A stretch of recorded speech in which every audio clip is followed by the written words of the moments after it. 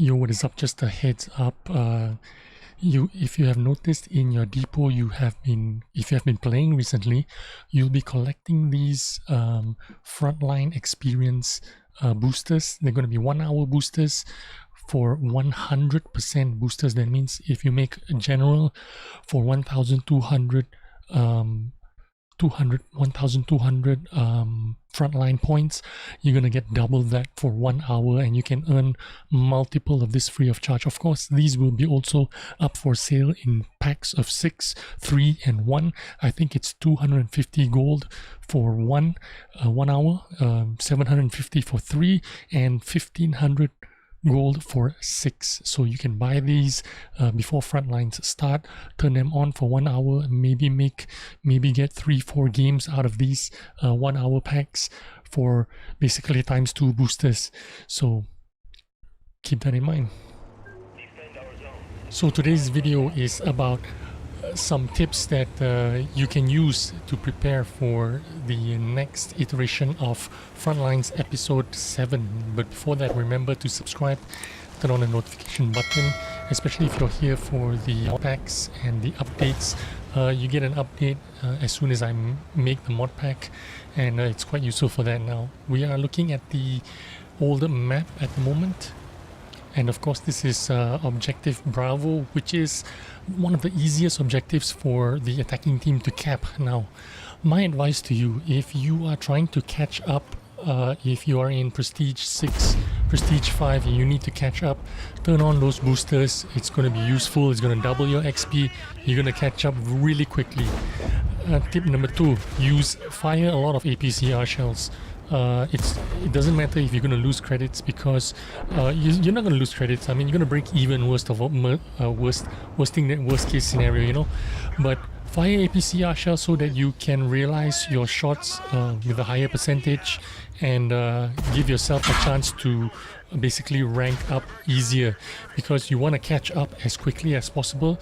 Once you've caught up to the latest episode, then you can start changing your loadout back to standard AP shells again, less premium rounds, and try to farm credits as you play this mode. But in the early... I made a mistake here. I was trying to go down safely, but I, cucked myself. But that's okay, the repair station is nearby, so I'll go and repair that and join in the fight again. Now remember, as I was saying, make sure you fire APCR shells, premium shells in the early days, just to get yourself up quickly. Unless you are in the current... unless you're in Prestige 7 already, like I am. I'm gonna start off this campaign just where I left off, trying to farm as much credits as I can, as much XP as I can. So I'm going to use boosters to just earn credits. I'm going to have credit boosters on. Now remember, credit boosters are very hard to come by nowadays. So if you have credit boosters in your depot, make sure you use them wisely. If you turn them on, the 2 hour 100% boosters, make sure you the 2 hour 50% credit boosters, turn them on. Now you saw me there getting the kill shot on the defender inside the cap circle. Getting the kill shot earns me a lot of XP when I kill them. Now you're gonna see me rank up here to sergeant, and shooting people inside the cap circle just earns you a ton of XP, and especially if you get the kill shot. You're gonna see me die here soon, but before that happens, I'm gonna get another kill shot. Check it out. Get the kill shot on that guy before I'm finished and done. And now, I've decided to sacrifice my tank for that because it was worth ranking up, and because I still have a reserve tank in my garage, obviously. When you start off the game, you have one reserve tank in your garage. Now you need to manage this reserve as well, because you do want to play with your reserves, how many reserve tanks you have, because you need to change flanks or change tanks depending on the situation. Now I've decided to change flanks because right now this is my last tank in my garage. I don't have any more reserves. I need to wait. The cooldown is like 4 minutes or 4.5 minutes, whatever. So I can't put myself in a situation where this tank is going to be at risk of dying. I need to be, sniping. I don't have any more reserve tanks in the bank. So I need this tank to last for at least 4 minutes, 5 minutes before the cooldown ends, and I have another reserve tank in my garage that, you know, if I died, then it won't make a difference. I can hop into another tank. So what I decided to do is jump into the alpha objective. Now, you need to remember this. You need to be flexible. Looking at your map, looking at your enemy team sheet. What you don't see in the replay is I am actually toggling the team sheet and the mini map a lot during the game. It doesn't show up during the replay when I'm recording the replay. Those actions don't show up on the replay. It doesn't show that I am actually toggling the team sheet and toggling the mini map. But that's exactly what I'm doing. I am very aware of my surroundings, what's going on with the enemy lineup, and where the pressure is coming from. So now I know that the alpha objective is fairly safe for me to attack it and for me to put pressure on, because I was looking at the team sheet. I couldn't be in Bravo because, you know, the Bravo objective is the most heavily contested area in this map. So I need this tank to survive longer than 4 minutes. So as you can see now, I've spawned another tank in my reserve. If you look at the bottom left, I have another tank. Now this tank is ready for some action. I can take higher risks with it. If I die, lose this tank, I can jump into another tank. Now, as you know, in episode, this is episode 7, right? Episode 7 of Frontlines, a new map is going to come out, and it's called Craftwork, or in the test server it was called Epic Suburbia. Now, Epic Suburbia, it's of course a winter map. It's different from this map, but it works the same. You apply the same principles. You need to play aggressive. You need to attack and defend the objectives. Shooting guys in the objectives earn you more XP. If you're attacking, you want to be capping the objectives to earn the most frontline XP. It works the same way, but in Epic Suburbia or Craftwork, Objective Alpha is the most difficult to capture if you are an attacking team, and it is the easiest to defend if you are a defending team. The Bravo objective is 50-50, a toss-up between the attackers and the defenders. I feel that if you look at my previous video, I did play a couple of games on that map. I felt that Objective Bravo is kind of 50-50. Now I seize the opportunity here. I see that my team has one of the tanks have rushed this guy, so it's time I go and help out without taking any risk on my part, and I do exactly that. Find the opportunities to do that, help out your team. Now, as I was saying, Alpha on the new map, Alpha is very difficult for the attacking team, very easy for the defensive team. Bravo objective on the new map is 50-50 for both teams, while Bravo Charlie is the easiest for the attacking team and most difficult for the defensive team. That's the new map, Craftwork, so keep that in mind. Also keep in mind, if you are playing, if you get spawned or get the old map, you need to realize that in the old map, the attacking teams are going to have an overwhelming advantage on the old map. The attacking teams are going to have an overwhelming advantage. If you're spawned on the defensive side on the old map, you need to be very careful how you play and how you position yourself, because as a defensive side, you are almost guaranteed going to lose, and you're going to lose fairly quickly, because the old map or this map, everybody is used to the positions. Everybody knows all the positions. There are no major changes coming in the new episode 7 on this map. There are no rule changes. There are no reserves. You know, the placement of those reserves have not changed. So it's going to be exactly the same from episode 6. And all the players are just going to pick up where they left off, and the attacking teams are going to be attacking this map very efficiently, probably from the Bravo and Echo side, the middle lane of the map. It's going to get run over very quickly, so be prepared for that. This map is going to be heavily biased for the attacking teams. and that is just going to be a fact. There's no two ways about it. If you are on the defensive side, yes, you're probably going to lose, but doesn't mean you need to it doesn't mean you need to abandon the game or tab out or leave or totally give up. You can still farm a lot of frontline experience. You can still rank up to general. You can still earn double bonus frontline experience. You just got to plan your you just got to plan your game a little bit better, be a little bit more conservative, be aggressive early in the game, manage your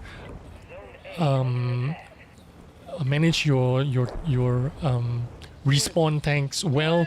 Don't be afraid to sacrifice your tank or hit the J button for 15 seconds and abandon this tank to change your flank or change to a different tank. It's no big deal. Now you see me struggling here, lost, don't know what to do. That's because I'm trying to look for the action. I'm trying to go where I anticipate where the enemy is going to be. Now I thought they were going to be pushing up that line in Bravo, but I made a mistake. They did not. But as you can see, I have 2 tanks in reserve. I'm already rank Lieutenant, 3 stripes there. I need a couple more shots and I'm going to rank up. So this game is actually turning out quite nicely for me. Alpha, Bravo and Charlie are being Bravo, we've lost Bravo, but Alpha is only being captured now, and I have already ranked myself up quite quickly, so I am quite happy about that.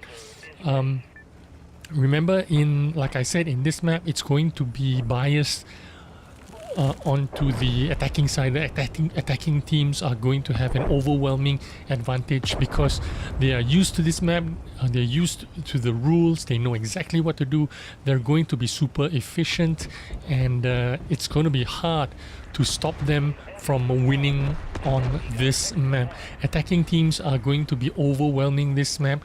I predict in the region of 60-70% win rate for the attacking teams. Defensive teams, unfortunately, you know, too bad if you're spawned on the defensive side, you're probably going to lose, but that doesn't mean you can't rank yourself up. That doesn't mean you can't make full use of your opportunities. Now you see me here doing almost nothing for about 5 minutes. I'm driving around. I've basically lost a lot of time. I've lost the opportunity to get more damage and rank myself up, but that isn't going to stop me from you know, it's not going to make me give up. I'm just going to drive around and keep searching where I think the enemy is going to show up next. And here, there it is. I'm going to try and finish off this guy, shoot 2 into the back, or 1, or see if I can reload, and then engage him again, maybe shoot him twice and then engage. Do whatever you need to do, get some ranking up points if you can.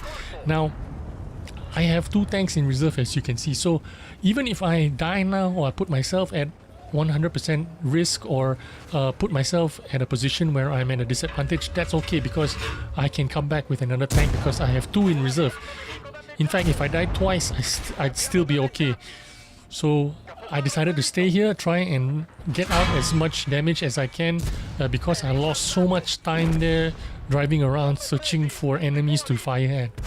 Now let's get back to that new map, Epic Suburbia, or Craftwork, if that's what they're going to call it. But let's look at this map first. Now you can see 4 objectives have been captured, and I have already ranked myself up to captain, if I'm not mistaken, either captain or major. I think it's captain. So that is working well for me. You want to try and accomplish... yes, I am captain. I'm going to be major soon.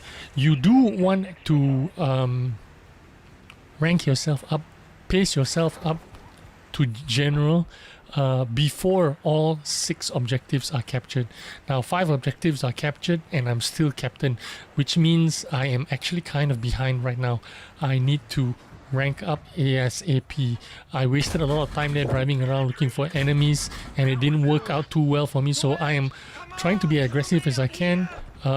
get some spotting damage with my EBR-75, try to get some sneaky damage, try to drive up behind people, do whatever I can to get as much damage rank up as quickly as possible. And the best tanks to do this, of course, are the medium tanks and the light tanks. You're going to see a lot of these kind of tanks, with especially the experienced players. They're going to be using a lot of medium tanks and light tanks, which is kind of like one of the reasons why the attacking teams have the advantage. They can sneak up behind, they can bamboozle, they're very flexible, and any kind of experienced player, good players, you're gonna see a lot of people using light tanks, medium tanks, wheeled tanks. These are going to be the main go-to tanks. Now, I wanted to talk about a little bit about the Kraftwerk Epic Suburbia, the new map that's being introduced in episode 7, this new iteration coming on Monday. What I can predict for the first 2 or maximum 3 days, the defensive teams are going to win more than the attacking teams. Now, this has been proven with my own research. Every time I played, I started recording my wins and losses since episode 4, and every time there's like a change of rules, like a change of system, the defensive teams tend to benefit more from changes, because when the maps are new to the masses, when people have not they do not know all the powerful positions, the correct tanks to play in the correct positions, in the new maps, in the new rules. What's going to happen is the defensive teams are going to have the advantage, because attacking teams it's going to be more difficult for attacking teams to find the pacing, to find the positions, to find the combination of the correct tanks, the meta, So it's going to take them a while to push forward and learn the maps and the positions and the right kind of tanks to play.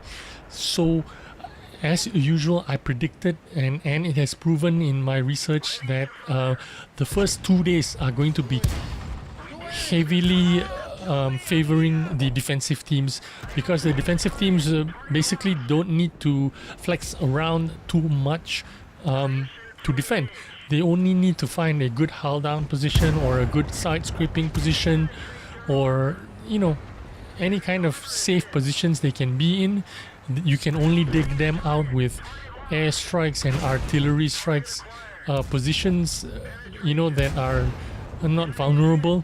So that is why the first couple of days are going to heavily favor the defensive teams. Now, on the third day, which is Wednesday, the tide is going to change. The attacking teams are going to get better at attacking. They're going to know which line to do. All the light tank players, the wheeled tank players, they know exactly which line to attack and how to sneak up behind the objective 1, 2, 3, 4, and 5 and shoot the back of the turrets and destroy all those turrets quickly. It's going to take them 2-3 days before that happens. So remember that the first couple of days are going to be heavily favoring the defensive teams on the new map, Epic Suburbia or Kraftwerk or whatever they're going to decide to call it. So don't be surprised, and don't be upset if you spawn on the defensive teams, because on the defensive teams in the winter map, in the new map, in Epic Suburbia, in Kraftwerk, you are probably going to win. So take advantage of that situation. Make sure you are farming as much damage and frontline experience as you can. Now, you've seen me switch from the T44-100 to the Progetto, and now I am in the EBR-75, and I managed to rank myself up to Major. Now, I think all 6 objectives have been lost, and I'm only Major now. It's still very possible for me to rank up to General, as you can see, because right now only objective 1 is under attack and under threat. Hopefully they can destroy all the advancing enemies before objective 1 is completely destroyed. This would buy me a little bit more time for me to get the damage and the XP I need to rank up to general. Now I'll probably need about, objective 2 is under attack now, so I'm ranked up to general like more than a quarter way, maybe 3/8 of the way. I'm probably gonna need in the EBR-75 enemy at least 15 more good shots before I can rank up to general. Now, of course, during while I'm playing this game, I'm not thinking about that, to be honest with you. Like I said, I don't play this game to rank up at the moment because I'm already caught up. So it's not important for me to rank up to general as much as it would be for someone who's behind. I'm trying to just earn as much credits as I can. So I am mostly shooting standard AP shells most of the time, but sometimes I still do dab into the APCR shells like I am doing now, if I'm not mistaken. It's because these EBRs sometimes don't have the kind of penetration that's needed to shoot the sides of even a T-44 or something like that. Now, I'm probably going to die now, that's okay. I have a lot of tanks in a reserve, which is what I'm going to exactly get into now. As I mentioned earlier, it's very important for you to keep an eye on the map. Always be tabbing on your map and your team, the team sheets, so you know what kind of tanks you have on your side, what kind of tanks the enemy has on your side. Think carefully about what kind of tanks you want to bring and which line you want to go to get the most out of the damage your potential. Now, you saw me in my garage there. I only have like 6, 7, 8 tanks in tier 8 readied up for front lines. Now what I've done is in my garage excuse me, I had to clear my throat there.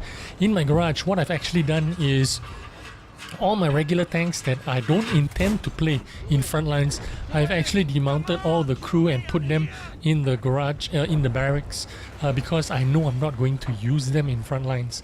I only readied up I think 8 tanks maybe that I might play in front lines, and the tanks that I'm going to play in front lines are going to be light tanks, medium tanks, even a couple of heavy tanks, but a very select few of heavy tanks. I still have my defender ready, if I'm not mistaken, but I seldom use that defender anymore. The game style has changed since episode 1. I mean, since 2019. Frontlines has changed. You don't really use defenders that much anymore. Of course, there are occasions when the defender is super good, especially if you're trying to attack and cap the objectives and use your armor to block the armor. But I feel that the Kaina Varon Action X and the Kaina Varon Tech 3 Tier 8 version is a lot better than the defender, and the reason why is because even though the armor is only 80% of a defender, I feel that because of the reload times of the Kaina Varons, the fast firing gun, 5 second reload of those guns help you defend yourself better, especially against those light tanks, wheeled tanks that tend to, you know, if you're attacking and you're capping the objectives, those light tanks are going to flank around you, go inside the cap circle and be a nuisance, drive circles around you. And with a faster firing gun like a Kaina Varon and a Kaina Varon Action X, I have a 5-second reloading gun, gives me a chance to kill those guys, gives me a chance to defend myself a little bit better. Now, I've made general in the Progetto, and you can see almost all my tanks, actually all my tanks in front lines, I removed the standard camo and use the what is this called, special style camo you call it, the event camos. I use all these camos in my tier 8 frontline tanks instead of the gold camo that you buy from you buy with gold. That is because I have the automatic remove camo modification. When you use that mod, what it does is when you get into your garage, it demounts all the camo for that nation, and then that camo follows you around. Now what happens in Frontline is, if you're using that mod and you get into the game, you're gonna go into the game basically naked, because example, if you have a bunch of medium tanks, Soviet medium tanks sharing the same kind of camo, when you bring them into Frontlines, they are all demounted, and you get into a game with basically a T-44-100 with no camo at all. Because if you use those kind of mods, it's going to affect your camo selection in Frontlines. So what I did is, for all the tanks that I use in Frontlines, I use the special star camo instead, which means they will not be affected by the mods. So I can go into the game without any issues. I make sure that all my tanks have the camo. So remember that, especially if you are using the special follow your tank mod, follow camo mod for your tanks. If you're using that mod, make sure all the tanks for your front lines are using the event mods, the event camos and the special style camos instead, so that you won't lose your camo during this frontline events. Now I've made general, I don't know how much damage I've done, probably around 10,000. This is of course a GOA game, which is General of the Army. It means you make the most XP in your team as a general, so you're the highest general there is, I suppose. And again, I use a wheeled tank, but this time the Tech 3 wheeled tank. This is the Lynx 6x6. Another one of those tanks that are very important in this game mode. You're going to use the Carnarvon Action X, maybe Emil, maybe the Emil 1951, very useful for hull down positions. Medium tanks, you're going to use the T-44-100, you're going to use the T-44, you're going to use Progettos, you're going to use the Lorraines. These are very important, useful tanks. Probably the T-27 is going to be very good as well. Light tanks, no doubt about it, you're going to use these two-wheel tanks, EBR-75, Lynx 6x6. You are going to use the LT-432, you're going to use the HWK, you're going to use the M41 Girlfriend. These are very good tanks to use. Tank destroyers, to push, you're going to use the TS5. To snipe from the back, you're going to use the Scorpion G. Remember, these tanks are going to be very useful. Here you go, this is my end game, General of the Army, Big Penis. Thanks for watching. Hope you are preparing yourself for Frontlines and earn a lot of credits and frontline experience and rank yourself up. Thank you for watching, and I'll see you on the next video. Bye bye.